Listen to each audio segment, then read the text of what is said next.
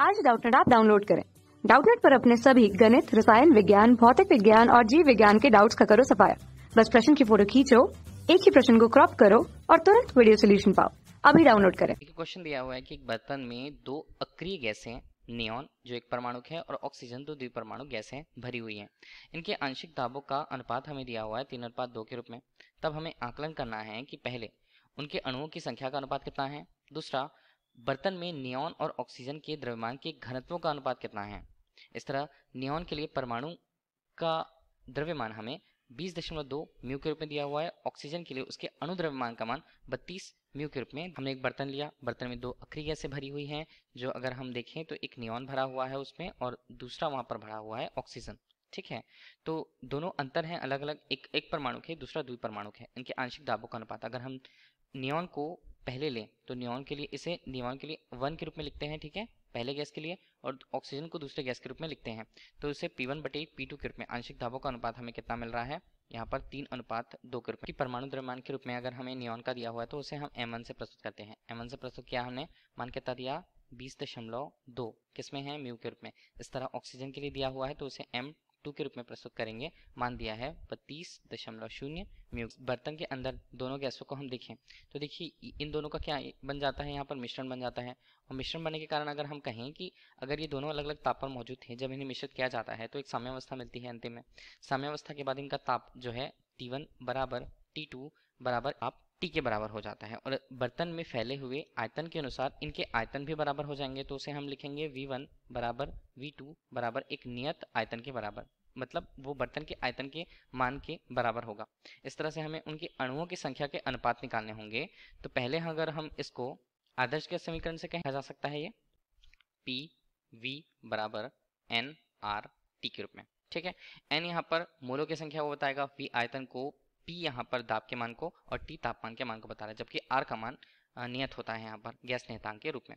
अब अगर हम यहाँ पर देखें तो पहले समीकरण के लिए या पहले गैस के लिए उसका समीकरण क्या बनता है, P1, V का मान आयतन का मान नियत है, n यहाँ पर क्या है, मोलों की संख्या, उसका मान भी अलग होगा, R और T का मान यहाँ पर नियत होता है। जबकि दूसरे के लिए हम देखें तो उसका मान P2, यहाँ पर V और यहाँ पर बनता है N2RT के रूप में, ठीक है।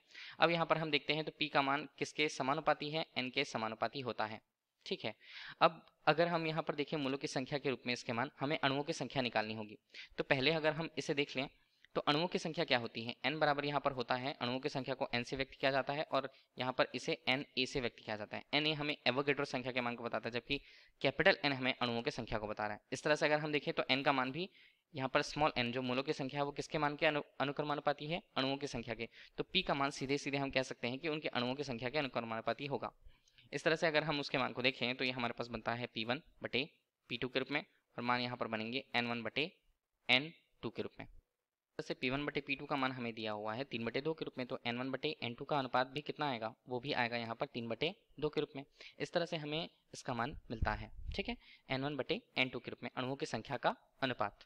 ये तो हमें पहले का उत्तर मिला। दूसरा है बर्तन में नियॉन और ऑक्सीजन के, नियॉन एवं ऑक्सीजन के द्रव्यमान घनत्वों का अनुपात कितना होगा। देखिए दूसरा है द्रव्यमान घनत्वों, तो घनत्व को हम कैसे लिखते हैं, रो के रूप में प्रस्तुत करते हैं, मान के M/V के रूप में। स्मॉल m हमें वहाँ उसके द्रव्यमान को बता रहा है और V हमें आयतन को बता, और m किससे संबंधित है, m अगर द्रव्यमान की हम बात करते हैं तो वो क्या, जहाँ मोलों की संख्या उस पदार्थ के लिए उसके द्रव्यमान, मतलब जो ग्राम में उसके द्रव्यमान दिए हैं और उसके अणुभार के यहाँ पर क्या होता है, अनुपात के बराबर होता है।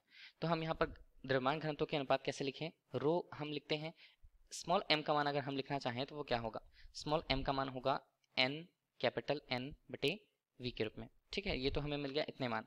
अब हम इन्हीं के मानों की तुलना करेंगे तो V का मान क्या होता है, V का मान तो नियत है, हमें ये पता है। तो इस तरह से रो का जो मान होता है या घनत्व का जो मान होता है n और m पर उसके गुणनफल के समानुपाती होता है। तो हम उसे किस तरह से लिखें, इसे हम लिखेंगे रो1 बटे, यहाँ पर लिखेंगे रो2 के रूप में, और यहाँ पर ये मान बनता है N1 M1 बटे, अगर हम लिखें तो N2 M2 के रूप में इसका मान होगा, ठीक है। अब अगर हम रो1 रो2 के मान को तुलना करना चाहें, अब यहाँ पर हमें निकालना है मान, तो ये रो1 बटे रो2 के रूप में मान आएगा। N1/N2 मूलों की संख्या का अनुपात 3:2 के रूप में था। M1 का मान हमारे पास था 20.2 म्यू के रूप में, और M2 का मान हमारे पास कितना है, ये है हमारे पास 32.0 म्यू के रूप में। तो रो1 बटे रो2 का मान हमें यहाँ पर रो1 बटे, अगर हम इसे रो2 ले लेते हैं, इसको मान को हल करने के बाद हमारे पास इसका मान 0.947 के रूप में मिलता है। और यही हमारे लिए प्रश्न का उत्तर होगा जो हमसे पूछा जा रहा था। धन्यवाद। कक्षा 6 से 12वीं से लेकर नीट, IIT, JEE वो एडवांस के लेवल तक 1 करोड़ से ज्यादा छात्रों का भरोसा। आज ही डाउनलोड करें डाउटनेट ऐप या व्हाट्सएप करें अपने सारे डाउट्स 8400 400 400 पर।